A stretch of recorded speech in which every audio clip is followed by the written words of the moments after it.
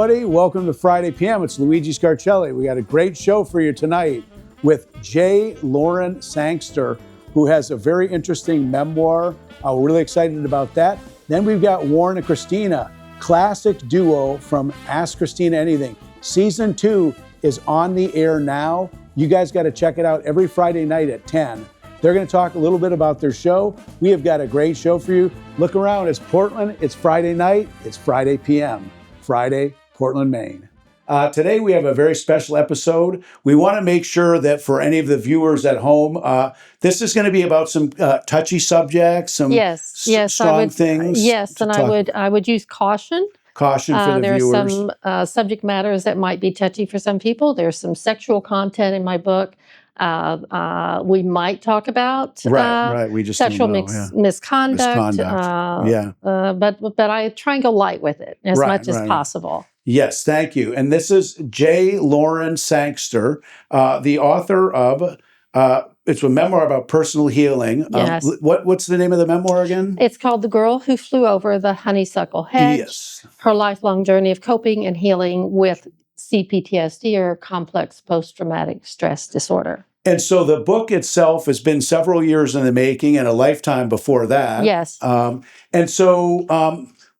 before we get into too deep about it, sure. Would you say the book is more about now things, or the past, or a little balance of both? Or it's a balance of both. I specifically began to write because I wanted to educate about what it's like living with the trauma mind from early childhood, because I did experience severe traumas as a young child and in my childhood, and then again in my mid-30s as an adult. And even though I was in therapy and I was healing, I never talked about it. Yes. But in the book, I kind of give you my back thinking of what I'm thinking and what moments feel like. But it's very different what might come out of my mouth or behind the smiling face. Right, exactly. Very much a mask and putting on a facade for the world. Well, it's the book is a lot about healing and hope. Yes. And so, I think the question is was there something specifically that inspired you to bring this to pages? Yeah. Yes. There was a little over 4 years ago, or nearly 4 years ago, I should say, I had gotten to a point in my life where I felt like I had no purpose. Yeah. I had lost everything. My husband had died. I had been through quite a lot. A lot of people in my life had died. And I really was struggling to want to stay here. I mean, I have to say that. I was struggling to want to stay here. And of course, I made the choice to stay. Yeah. But in doing so, I decided that I could no longer hide so much of my life from so many people. People in my life knew me for 30 years plus, knew nothing about me, nothing about my childhood, nothing about what happened to me in France. And so I decided if those things had to happen, let's find purpose, let's teach, let's educate, and let's let people who have experienced trauma or have CPTSD or PTSD know that they're not alone and that you can heal and you can live a happy, thriving life, which is exactly what I'm doing now. Well, so we'll touch a little bit on the big picture of what you've learned and can impart to others through healing and growth. Mm-hmm. But I think it would be interesting for the viewers, without basically giving away the book, because you want people to read it, go onto our website, check out where can they find this. Let's plug that early on. Yeah, you can go to flyingoverthehedge.com. That is obviously a reference to my website. That also is the name of my podcast, which I wrote and hosted 6 episodes of the podcast, flyingoverthehedge.com. And I discuss more in-depth topics that I bring up in my book. And I have guests on that discuss with me those topics. Yeah. So can we break down a little of kind of the parts that you talk about? Because I know there's several chapters, but if you were to break them down, and because I feel like you have like the early life, then kind of some of the really crazy things that happen, and then where you are now, what's a good way to talk about, part a little bit so that they kind of get an idea before we talk about the big picture, what you've learned from all of it. Mm-hmm. That chapter 1, I think, early life, what was that like? Well, that is chapter 1 is where I actually got the name of the book from. It's Okay. actually, I had an editor in New York, and my original editor read my story, and he said, I have a great title for you. Yeah. Let's scrap the one you've been using and call it The Girl Who Flew Over the Honeysuckle Hedge. And my mind really did fly over a honeysuckle hedge when I was in a moment of severe stress at 5 years old. Things that happened, because those things that certain things that happened the night before with an uncle. That's all I'll say about that. The next day, when I think I'm being in protective mode, my sister ends up having quite a severe accident that I caused, or I should say it was caused because I locked the doors. I wouldn't let her in. She cut her wrist, and my mind I was 5 years old. I was in a severe state of stress, and I will always remember kind of lifting up and flying like a bird over the honeysuckle hedge that ran along our yard. And I think that I've read that and seen that before, that in severe trauma, you might go beyond outside of your body, right? Yeah. Like an out-of-body experience or something. Yeah. Have you ever thought that may actually be a real spiritual thing similar to out-of-body, or do you find that that's probably just totally a psychological response or something? That's interesting that you asked that, because I don't know. I can only tell you that I recall very vividly flying in the air, soaring, and feeling complete peace in that moment. And I never forgot it. I talked about it for years in therapy. I didn't talk about it publicly before this, but it was quite an experience, and I talked to my mother about it. I flew like a bird. I flew like a bird. Then we started having birds in the house because she thought I loved birds. Right. But, I mean, I think there's, when you look at psychology and spirituality and all these things, and, it's all a holistic thing, right? I mean, depending on, maybe some people only believe in psychology and they don't believe there's anything on it, or some people the opposite. But if you believe in all of it together, it could be, that's this, superseding part of your mind that is escaping some of the difficult parts. Yeah. So you grew up in New England, or? I grew up in Lexington, Kentucky. Kentucky, okay. And I mean, I talk about on one of my podcasts, I talk about generational trauma. I experienced generational trauma from my parents who had experienced their own trauma, and they were good people, but they didn't know how to parent effectively because of their own trauma. So there were issues with them that their children then had to watch play out in front of us, and that was traumatizing to us. And it's kind of one of those things where, the cycle has to break at some point. But I would think that now, with more, hopefully, governmental influences or societal things or resources, there's a lot more opportunity for people to learn and grow. Whereas even on your parents' generation, probably just have a vodka and soda or something and just deal with it or something like that. I mean, or you don't deal with it. Then that's a problem. You shove it down, and then you pass it on in unfortunate ways to your children. Yeah, and fits of when you don't know, you say, well, why? Or bad relationships, which we'll probably talk about later on, where, and outside people will look at your situation and, why does she keep going back to this guy? He's such a bad guy. And because that becomes part of their trauma bond, or they are back. And there's, sometimes the abusive person they'll apologize, or they'll say, oh, I'm sorry, I didn't mean this. And then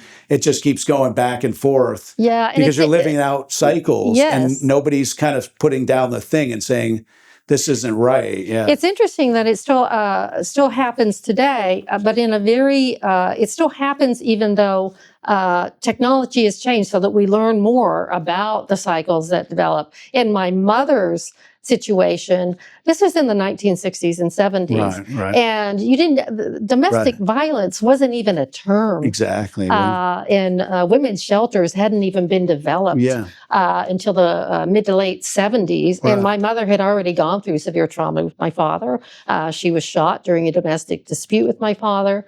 And people would say, why do you keep going back? Back then, she was told to go back home because of how the situation played out.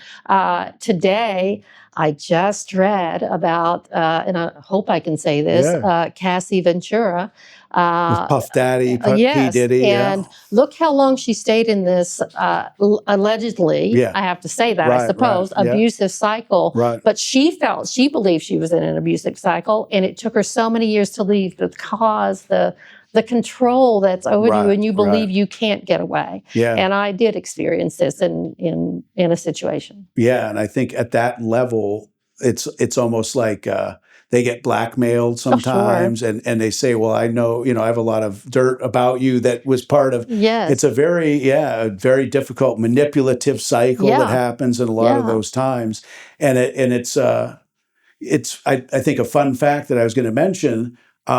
And I always look at the cameras to point to the audience. Tell a fun fact is that I believe women weren't able to have their own credit cards until sometime in like 1980 or something. That's exactly right. I remember when my mother got hers. Yeah. I remember when she got her own checking account. So, I mean, that kind of goes to show what kind of the state of like,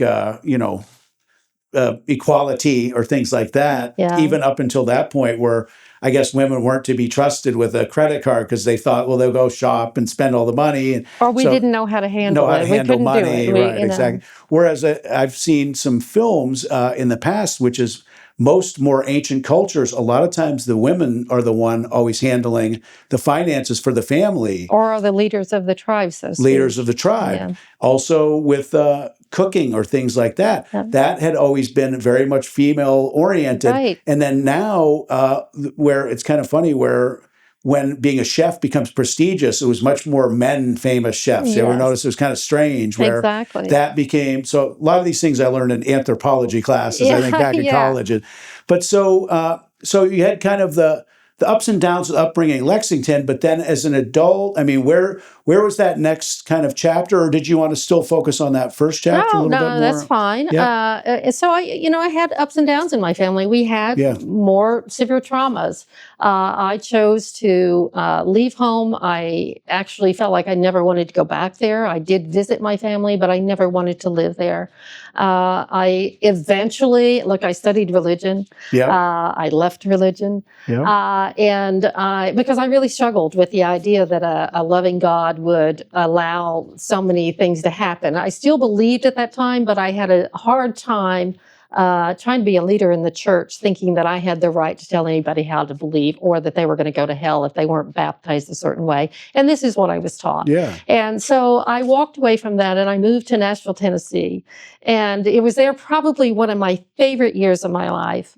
I met a wonderful, loving couple. I call them Arthur and Joni in the book, and their children. Mm-hmm. And they became my surrogate family. They became the family. One was an art therapist. The other was an artist. And we just got on so well that they were in my life until Arthur and Joni passed away. And their daughters are still in my life. Yeah. So that is where I started playing with the idea of, I finally said to Joni, I don't like being me. And she said, well, why don't you try and go by another name? And I loved Lauren Bacall.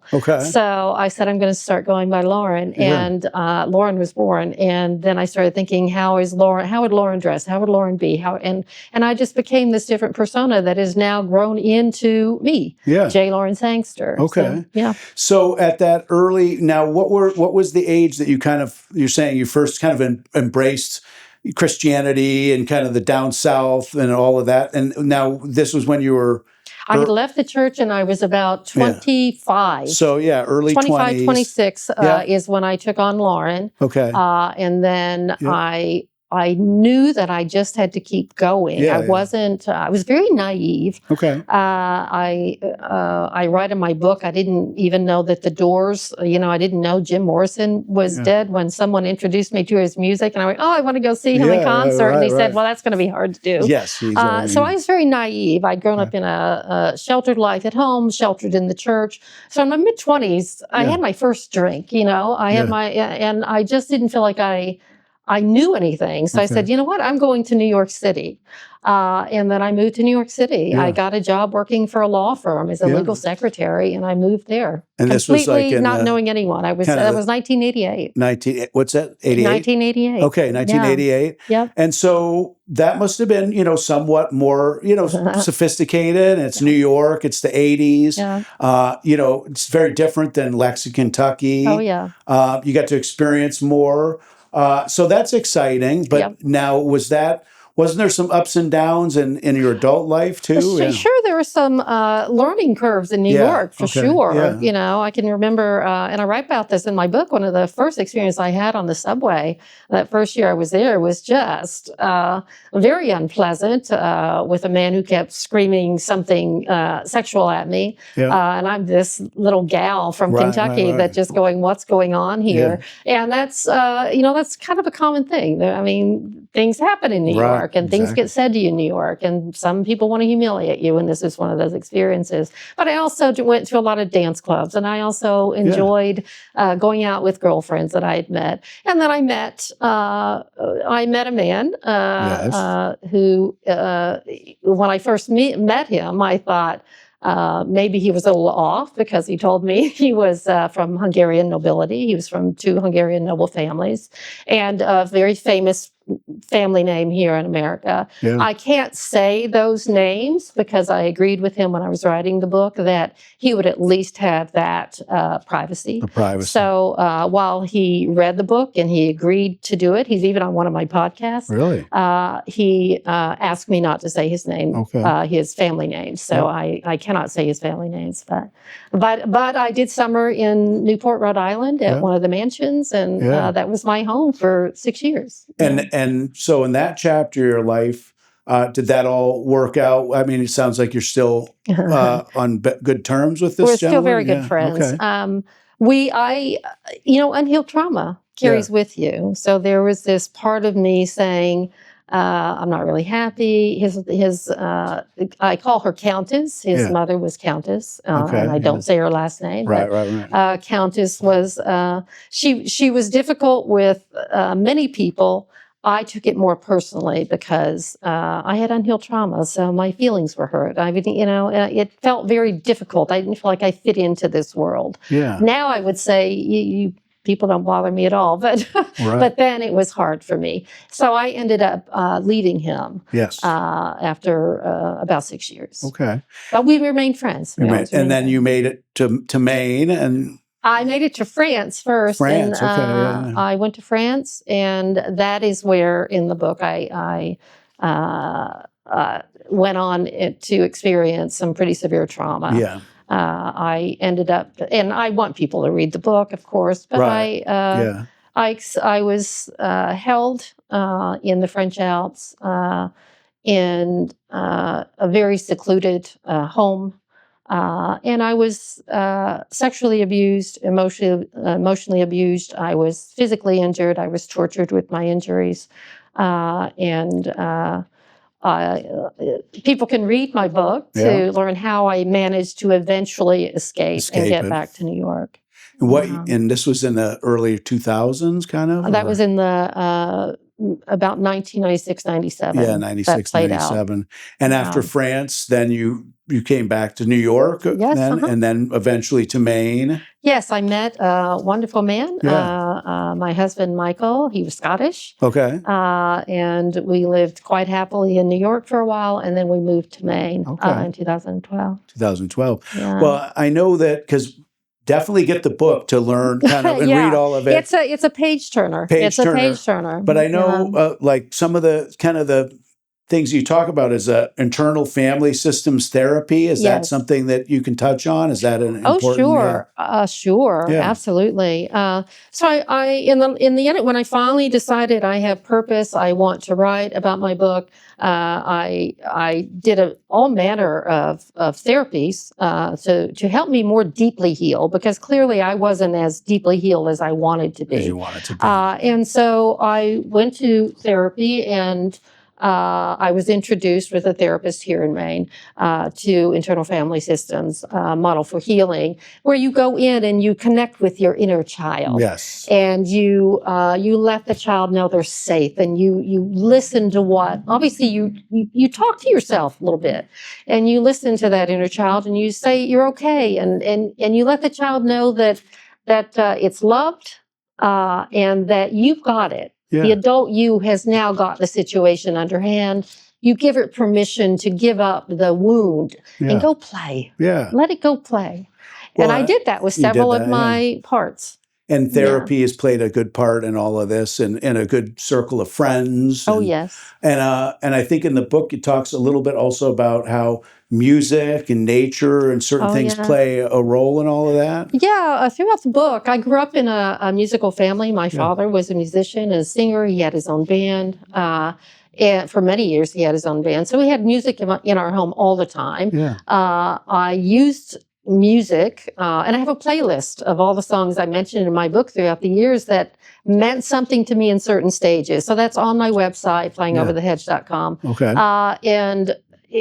And how songs resonate with every single one of us. We have a favorite song. We have something that means so much to us, or that gets us through a moment when we think nobody else understands, but the writer of that song, the singer of that song, the way they deliver it, and they understand. They touch it and they understand. So I talk about that as well. And that's one of my favorite really aspects of my book. I love the playlist. I listened to it the other day, and I knew exactly where the stage of life was. Or it's like I read my own book just listening to the songs. Well, I recommend that people get this book and check it out. And is there a message out there that you want to tell anybody who may be struggling with a lot of these same things, or that there's hope out there, or resources? I think my biggest message is don't give up. If one method of coping isn't working, look, I drank too much for a few moments there.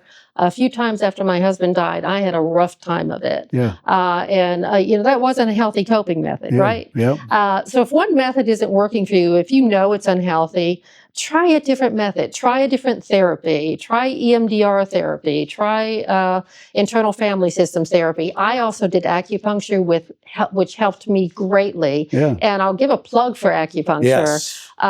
It is known to help with PTSD symptoms, as well as other, physical and other mental health symptoms. It can help you relax. It can help you kind of face your trauma. I faced flashback moments. I re-traumatized myself as I was writing my book. And I would go into acupuncture and face those flashbacks, and it helped me to, if it came again, or if I thought about that moment, be much more relaxed in it. And I am far more deeper healed with acupuncture than I ever would have been or ever have been in life. Well, and it had reminded me about something now that I thought about when you talk about acupuncture. And it's kind of an interesting story. So I was at College Atlantic, where I went to school up in Bar Harbor, Maine. It has a really interesting library. This was in about 1991. And they had a book there that, because in those days, I was experimenting with mushrooms and pot and all those things, and reading about how since the 1960s, there had been some serious-minded therapy, but they kept pushing it away because the people in the government just don't like it. They don't like that, especially back then, they weren't interested in something that was going to change people's minds. I mean, everybody was fine with alcohol, number one, because they already were doing it all themselves, but it really didn't alter people's consciousness other than when they were doing it, or in a negative way, mostly.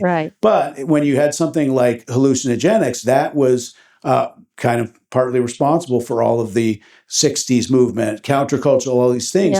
And the idea, which is becoming more and more, as you've probably seen, prevalent about hallucinogenic therapy and things. And I believe you talked about that in your book. Could you give the audience a little bit? Yes, I can. I can. Sure. And obviously, it's not legal here in Maine to do therapy sessions with hallucinogenics. I did a psilocybin session.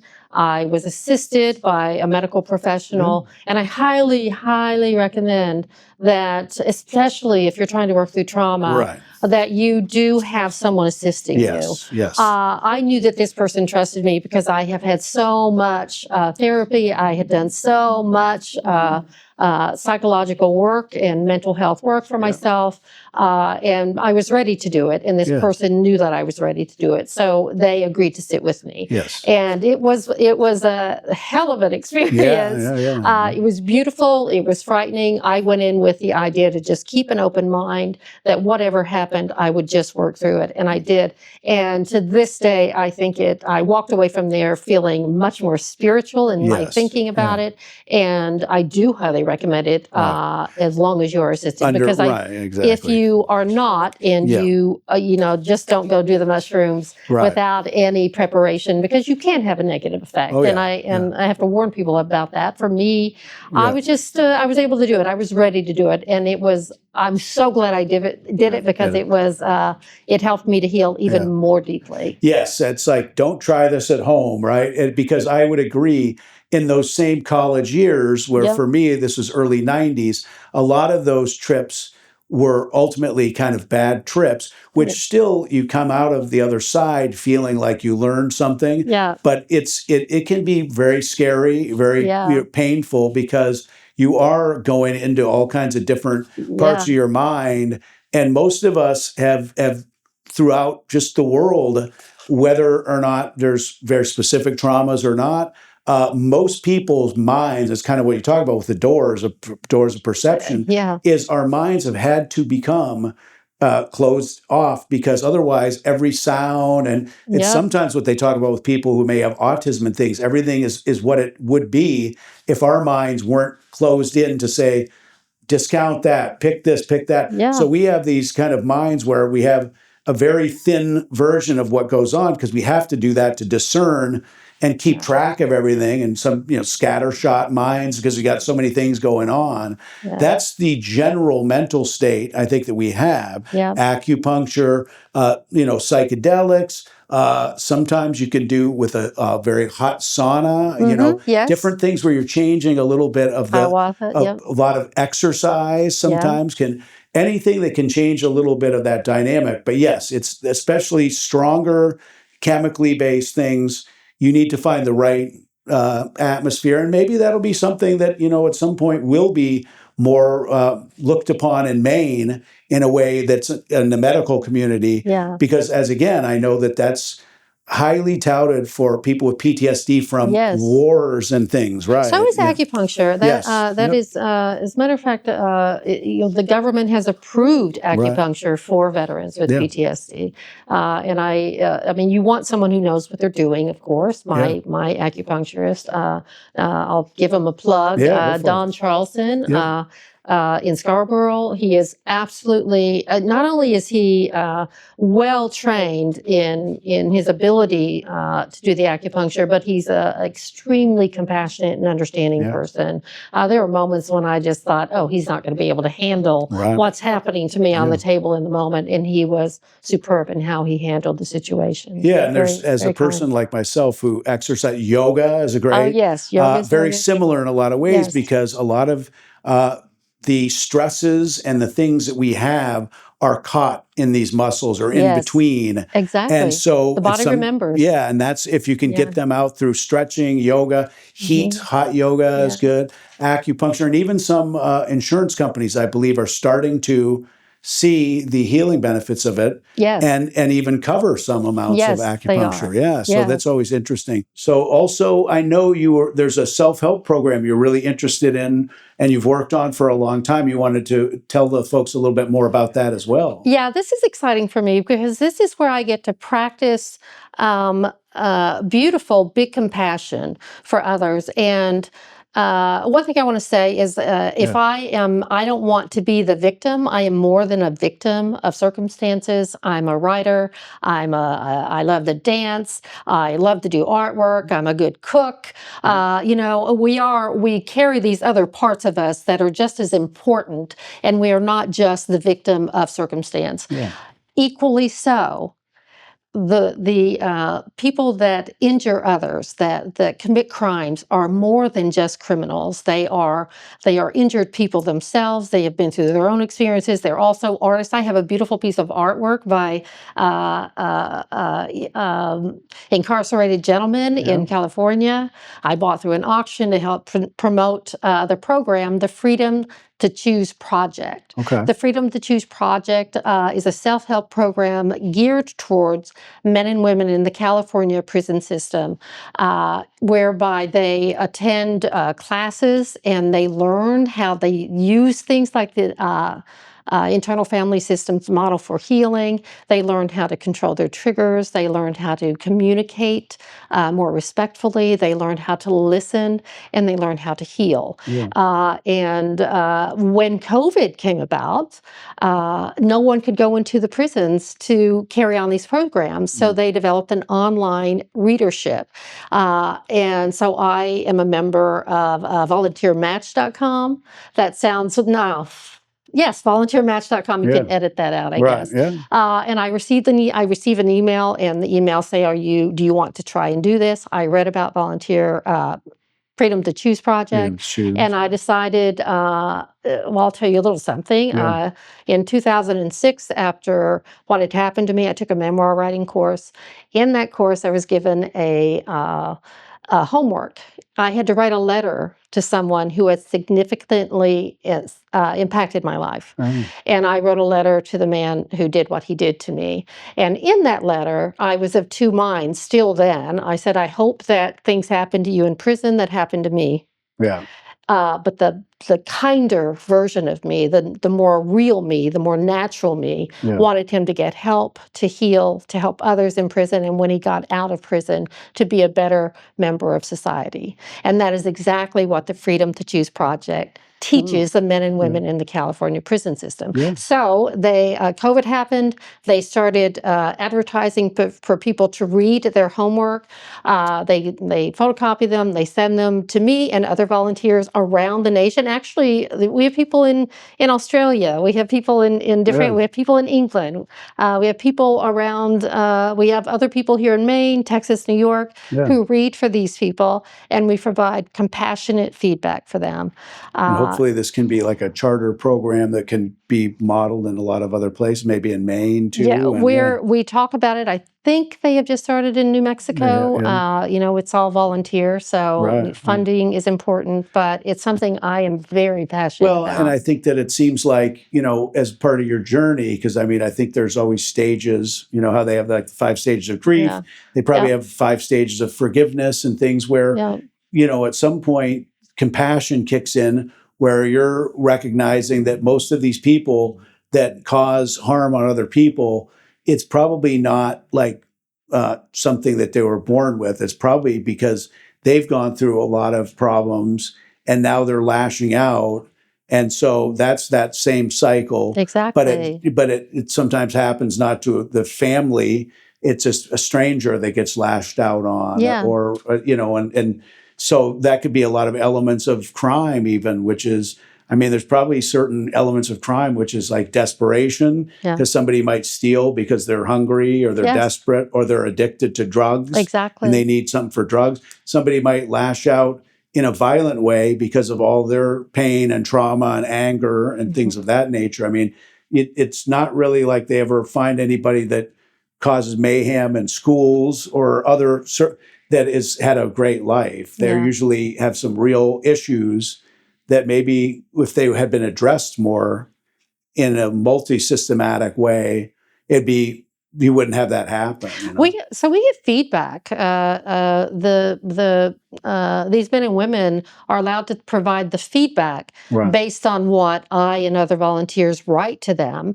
And I, more than once, and I find this just so sad, more than once I have read feedback where a man or a woman will say, I read that you tell me I'm worthy or that I matter, and that's the first time anybody has ever told me that in my life. And I think that is so, I went through a difficult childhood, but I still was told I was worthy of some, Yeah. I was Right. told I was never made to feel like I wasn't worthy of love.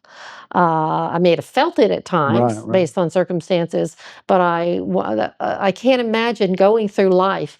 And some of them have been in prison 20, 30, 40 years. And this is the first time someone tells them that they matter and that they are worthy of love and of forgiveness. And that is life-changing. It's life-altering for many of them. Well, because and you talked about Puff Daddy and there's some folks in France you talked about, and Yep. what's also interesting in the news is like the two Menendez brothers Yes. might now be getting some new resentencing based upon stuff that we knew even back then, growing up back then, of how, Yeah. in theory, at least, it seems as though that's what they have always said, was how abusive their father especially was to them, to where they were afraid for their lives. Yes. And that was not even thought of back in the 90s. It was like, and O.J. Simpson and his Exactly. wife was saying, please get this guy away from me. Yeah. It's in pop culture, I mean, everywhere, we've seen such a massive shift. And it's only getting better, hopefully. Yeah, and it's interesting, the Menendez brothers, because I have an interest in this because I am involved in and they're in working with California, incarcerated right, men and women. And I know I work with, through this program, men and women who have, they were given life sentences. A woman was given almost a double life sentence with no possibility of parole. Right. And she never thought she would get out of prison, but she went through the Freedom to Choose Project program, and she changed her life. She helped so many people while she was in prison, never with the thought that she would get out. She helped others get out. And they came to her one day and said, hey, guess what? You're going to the parole board. Because she had changed her mindset and changed her life and was such a positive force. Same thing with the gentleman I work with.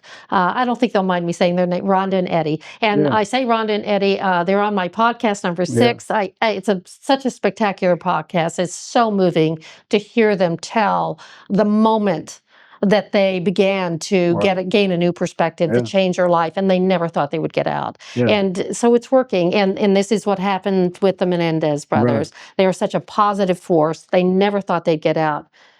They deserve it.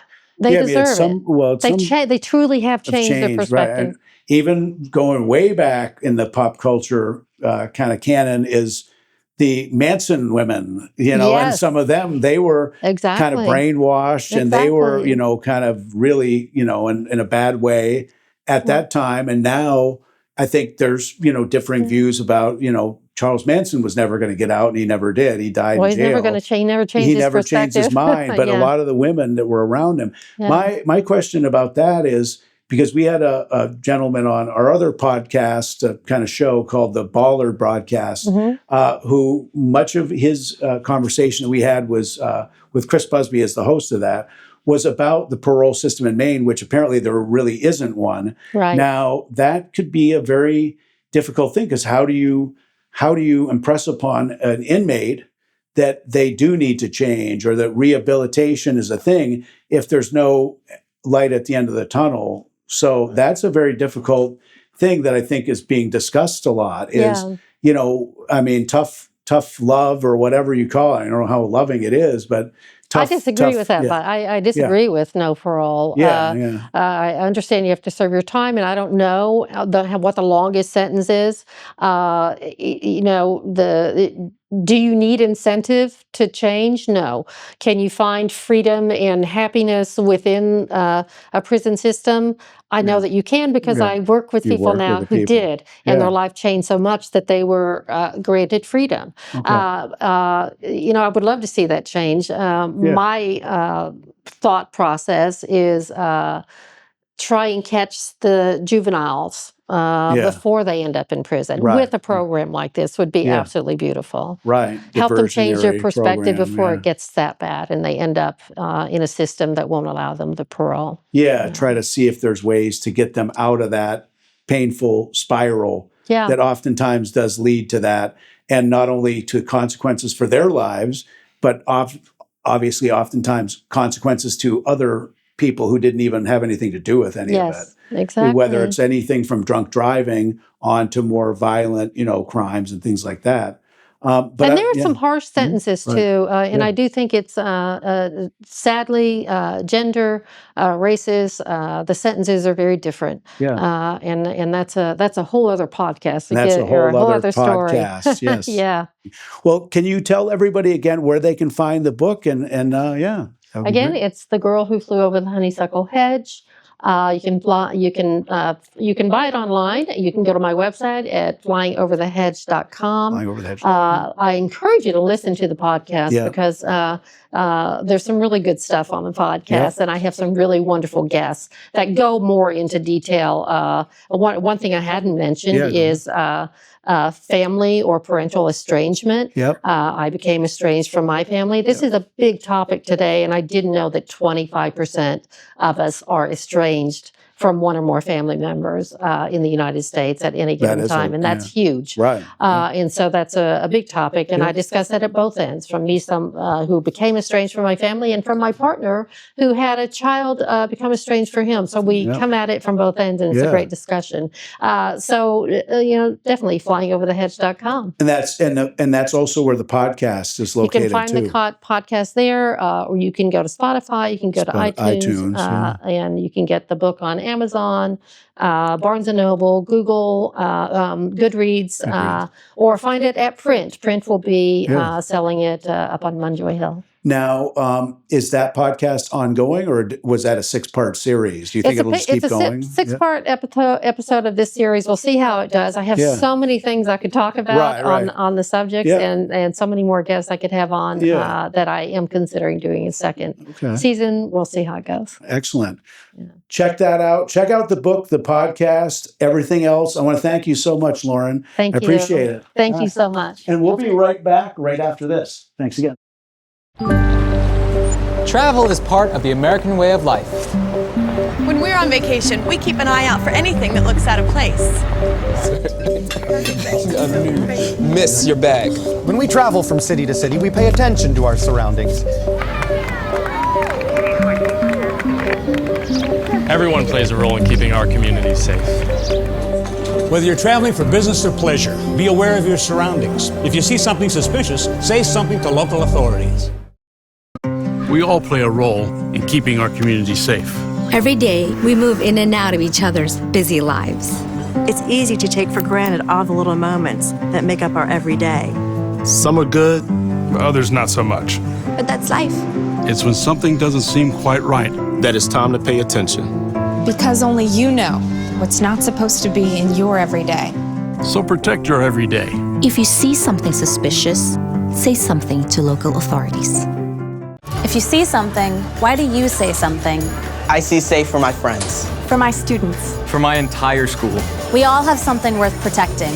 A why that unifies us. Report suspicious activity to local authorities. If you see something, say something. Hey everybody, we're back again. I want to thank J. Lauren Sangster. Check out her memoir. It's on sale on Amazon, anywhere great books are sold. But right now, next up, we've got Warren and Christina. Ask Christina Anything, Season 2 is coming up. It's actually on the air now on Friday nights at 10:30. Check that show out. You'll really like it. But we'll be right back right after this. Hey everybody, welcome back to Friday PM. Last week, I actually had my friend and co-producing partner, Warren Edgar, with me talking about the new show, Ask Christina Anything. It's actually not a new show, it's the new season. So it's very exciting. This is Season 2. Yes. So I thought it would be cool if I asked Warren if he could bring Christina back, and I have the two of them together here. So we have both Warren and Christina, Christina LaBelle and Warren Edgar from Ask Christina Anything Season 2. They're going to talk a little bit about what's new this season, what's stayed the same, when it's on, what to look for. So welcome, guys. Thank you for being here. Thank you. Yeah. Great to see you guys. Great to be here. So when did you guys start taping the second season? I know the first season was probably last year. We finished up, I think, with the tapings of that probably by late spring. Took the summer off. You guys started taping a couple of months ago. You've had several episodes already in the can. Yeah, no, we've had so far, we've filmed quite a few episodes. And what's great about this is that, we kind of just sit down and we just kind of start filming, and we kind of just, go as long as we feel like we should go. We have questions laid out, And of course, we're adding questions every single day from, people who are writing in, from people who are asking these questions. I mean, even our own producers, I find, have a lot of questions to ask. Yes. Our segment producers, they tend to have questions, and so we're incorporating them as well. But, your point about this being season 2, last year we didn't really do a lot of episodes, and now we're coming back and now we're doing a lot of episodes, right? Yeah, I think the only thing that's really stayed the same is Warren and I, and everything else is kind of up for morphing and changing and kind of figuring out what the lay of the land looks like for us. So I think that's something I appreciate about working with you guys, is that we have that kind of wiggle room to figure out what is the right flow for us and what kind of broaches all the subjects we need, but can also be rearranged as we see fit. And so for the audience out there that might be newer to Channel 5, they hadn't always seen your guys' first season, can you tell the audience a little bit more about the style of the show, kind of what it's about? Yeah, I mean, this show really is about, it's relationship advice. It's advice from real people who are asking real questions, and they're seeking real feedback. And of course, Christina LaBelle, who is our intimacy expert, she is really, she's taking these questions on head on. And I can't really speak for you, but it's impressive, the advice that you give. It's fun for me where I've had such a great business and communication and really talking with people. That is what my job is at the end of the day. So it really helps me get versed with knowing what's going on in people's minds. And although this is relationship based, it doesn't mean that there's just intimacy in those relationships. This is also for, co-working, family, friends. So it's kind of that overarching life questions of how do we just get some other feedback or some other point of perspectives, which I always appreciate. Yeah, I mean, I think you guys have a red flag segment that's fun, where you isn't it kind of like a lightning round almost in a way? And it's a way to get a lot of the different questions or thoughts of different people have. You focus on relationships a lot of the time, intimacy within relationships. Do you take questions from both men and women, all ages? It's not a very one thing or the other. It could be. We don't discriminate. Yeah. And if you've got a question, you can ask it, and we'll do our best to answer it. Okay. Absolutely. I think that's what's important. If you only stay within your sphere of people, how are you going to learn about different coping mechanisms, different ways to approach things, different questions to ask? And I think that's something else we're going to bring into the new season, is also just having a segment on good leading questions to ask in new relationships. So that's something that you'll see the next episode. So instead of just the questions, let's also work on those prompts when you're in a new relationship of how do you kind of cover those bases that maybe can prevent long-term crisis if you kind of answer those first. And sometimes we just don't know what to ask. Yeah. So gearing and empowering us to ask questions before you ask us questions. Yeah. I mean, the show really is, it's in the name, anything. We are willing to take on anything. And that means tackling really big questions and really big problems,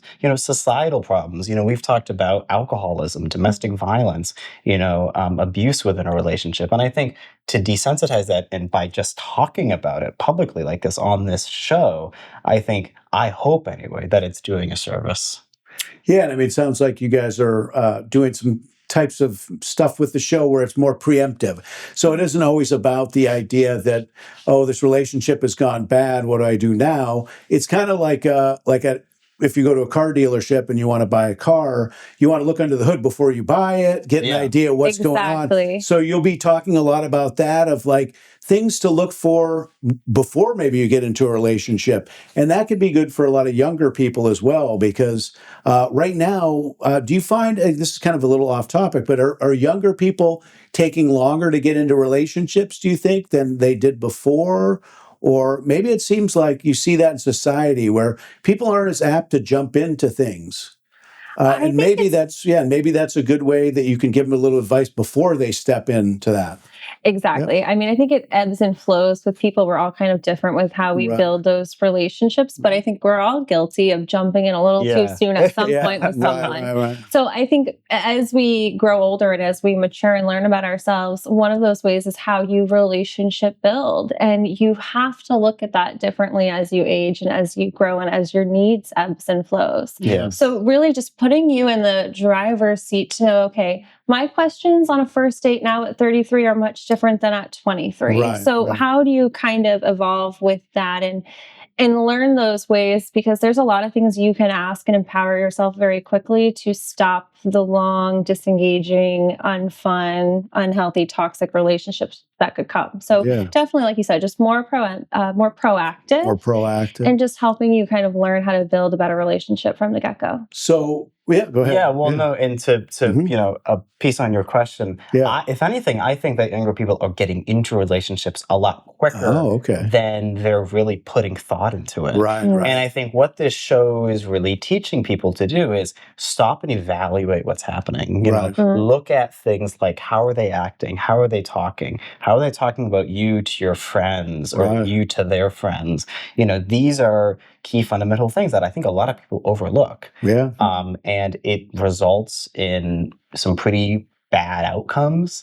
And I think what this is trying to teach you is that there are signs that you can look for in your relationships to ensure that there is clear communication and that there is a clear understanding. Yeah, that there's like a balance, because you don't want this person putting you on a pedestal, but at the same time, you don't want them to be emotionally unavailable either. Now, is it true, Christina, what they say, you can tell a lot about a man on a first date by how he treats the waiter or the waitress? I don't think that that's necessarily assigned to sex. I think that goes across the board, because how I treat them matters as well. So yes, those kind of very small observational skills are so important. And those are the things that I look for the most, because everybody in this life knows something better than you. So you kind of have to approach every person like that. So those things are definitely important. And can you or should you always trust your friend's evaluation of your new partner?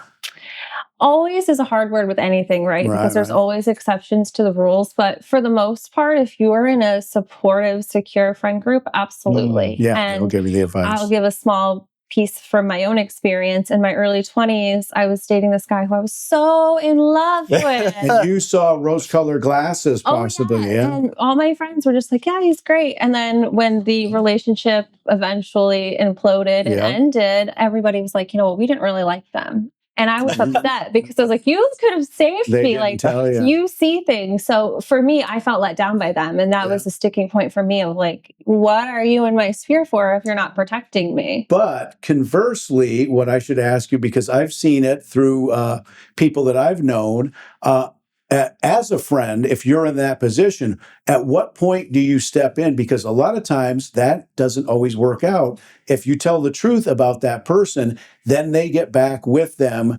Oftentimes you could be painted as the bad guy in the situation. Right. Well, we know the messenger typically pays, you know, which is unfortunate across the board in life. But for me, I would say as soon as you notice those things, let your friend know, because maybe they're wrong observations. Maybe they're 100% right. So for me, I'd rather have that person in the driver's seat, knowing at least perceived what's the truth, and then they can watch, they can observe, they can come to their own conclusions. But without that information in my pocket, I mean, I'm not going to know. I'm going to be, my rose-colored glasses are going to be back on. So well, and I think that in that situation, oftentimes, if you're objective and you just tell them kind of what you see, it's probably a lot better than forming an opinion, because then that can't be used against you. Absolutely. And approaching it just from this is X, Y, and Z. This is what I saw, what I observed, and that's it. No, this is what it makes me feel. This is just the situation at hand. That's a great call out, Luigi. Yeah. Now, is it possible for us to see a clip now of the show? It is. And if it is, can you set it up for us? Yes. We're going to go now to a clip from the season 2 premiere of Ask Christina Anything, where we talk about some serious issues. Take a look. All right, Christina, our next question asks, my partner recently told me that he's bisexual. I care a lot about him, but I'm not sure what that means for our relationship going forward. Can this still work, or are we too different? I think the biggest question I would have in that situation would be, does this mean that my partner wants to open our relationship so they can explore upon that facet of them? Or is this them educating me about their previous dating experiences and partners and just kind of broaching that subject for me to have more understanding of who they are? Obviously, in this day and age, it's becoming much easier for people to be who they are. So it's really one of those, it needs a conversation of like, hey, I'm just curious about this. I understand some of the context, but I want to understand what it means going forward for us.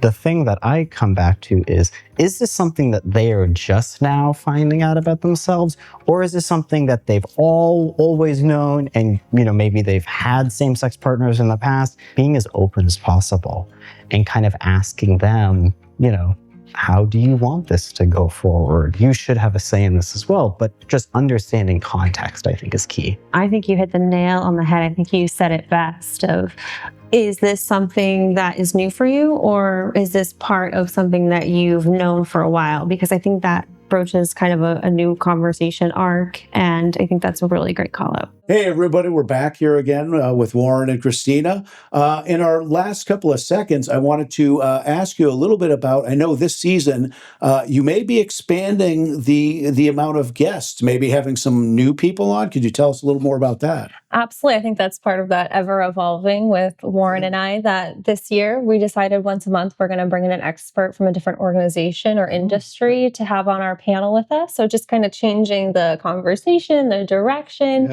getting a third party thought and idea, I think is really great. And then also at that same time, highlighting resources that people in relationships can reach out to and access. Yeah, excellent. Excellent. Yeah. And Warren, could you tell everybody where they can find the show on the schedule? If they miss it, where they can watch it after the fact? Yeah. And then we'll put a little link on here because you guys have a work in progress new email to send to. So we're going to add that right on here. Yeah, so of course you can watch right here on PMC Channel 5 at 10 p.m. every Friday night. It's streaming, of course, on YouTube under Luigi Scarcelli Official. It's also on PMC Channel 5's own streaming service, pmcwatch.com. And just to finish out, the one thing I really want to say is that I'm really excited for folks to see this new season because I feel like we've gone all out, from content-wise to even production-wise. We're filming in this beautiful new home, and just the production quality, we've really upped the game there. I think this is, not only is this a show that has meaningful information in it, but it's also fun to watch. Yeah. And I know that was a conversation we were having earlier about just the flow of it is just so good. Yeah. And I'm really excited to see folks see exactly. I can attest to that. New graphics. Yes. 4K, beautiful colors. I mean, it looks great. You've spared no expense on the production value on it. So you should definitely tune in on those times. Watch it here on Channel 5. I think you're going to really like it, and you'll get something out of it as well. So I want to thank you guys again for being here. Thank you. And watch that show. We'll be right back.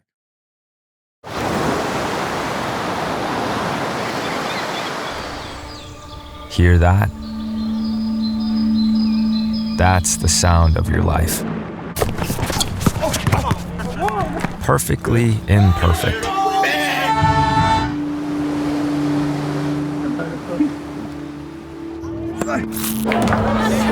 Beating in rhythm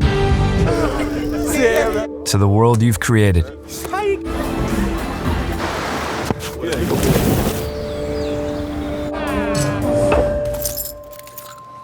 But every time you drive after drinking, the music gets drowned out. Your life sounds pretty great. Don't let a buzz ruin it. Buzzed driving is drunk driving. Don't drive buzzed. Mom, I got it.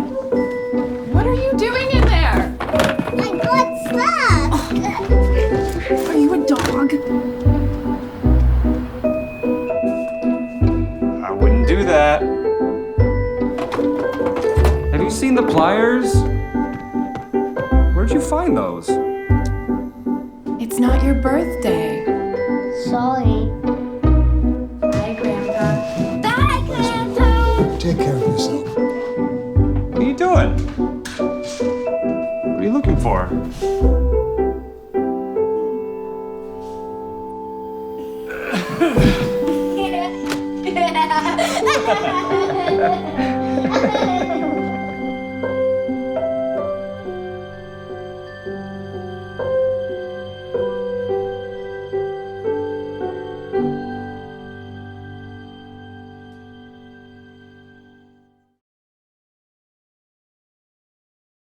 That's our show for you.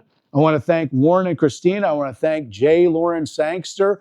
I want to thank everybody out there for watching. It's Friday night, and you know what that means. Friday PM, Friday, Portland, Maine. We'll see you next week. Thanks again.